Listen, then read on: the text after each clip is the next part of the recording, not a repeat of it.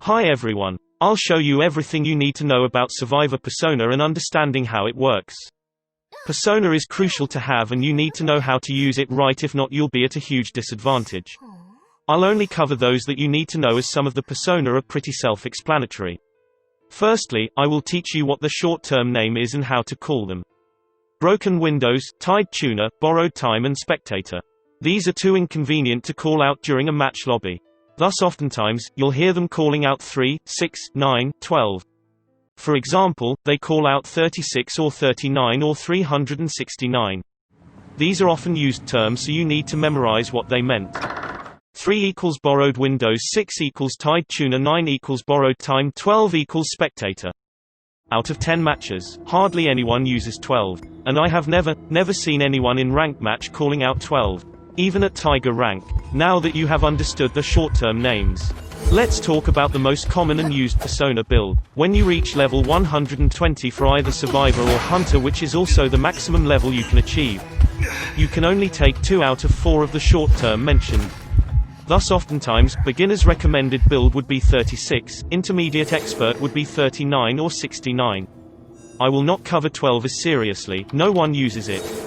Out of 20 matches probably 1. But other than that, it's not that useful. You can read it by yourself and compare if 12 is better than 3 to 9.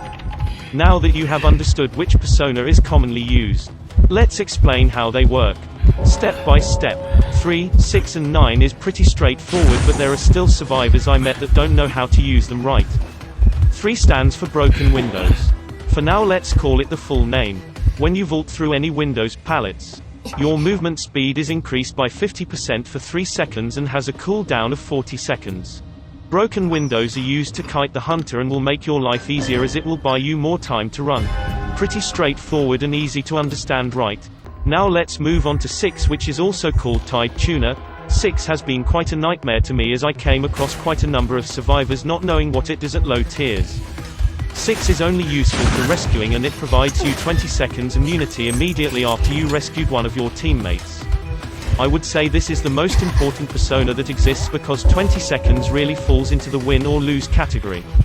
To know whether tied tuner has been activated, it will display a blue circle line around your survivor icon.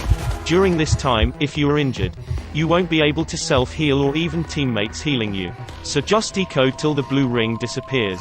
Then let your teammates heal you unless you are a doctor and can perform self-healing. Last thing to note about tied tuner: if your ring appears to be red, it means when the tied tuner disappears, you will be dead, and the hunter can then, finally, bring you onto the chair. Next let's move on to borrowed time, also called as 9. When all ciphers have been decoded, you will immediately regain half health back and 50% movement speed increase for 5 seconds. It is exactly the same movement speed as the borrowed window, but with an additional 2 seconds. Make every second count. There isn't much to explain about borrowed time, because it is the same as borrowed window in terms of movement speed and an additional half health regain. Just remember, window is at the left side, time at the right side, and tied tuner at all the way to the bottom. Now that I have taught you completely on how 3, 6, 9 works, let's understand the remaining outside the 3, 6 and 9.